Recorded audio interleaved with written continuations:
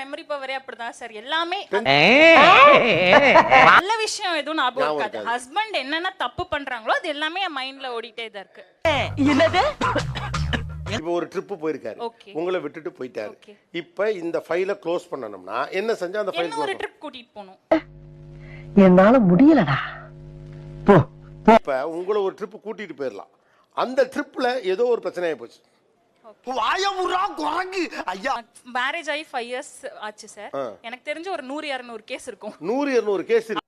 நான் அப்படியே ஷாக் ஆயிட்டேன். தம்பி, அம்மா போட்டுக்கிட்டே உங்களுக்குலாம் ஆயுள் தண்டனையில இருக்கீங்க நீங்க. நம்ம வாழ்க்கை எதை நோக்கி பயணமா போய்கிட்டு இருக்குன்னே தெரியலையே. ஒரு கேஸையும் ரொம்ப பார்த்து நிதானமா க்ளோஸ் பண்ணனும். அதுல இன்னொரு கேஸ் போயிட்டே இருக்க கூடாது, பாத்துக்கணும். அடி பாவி மவளே. அம்மா, மெயின் ஃபைல் நீங்க தான். நீங்களா க்ளோஸ் பண்ணாம இவன் ஒரு ஃபைலையும் க்ளோஸ் பண்ண முடியாது.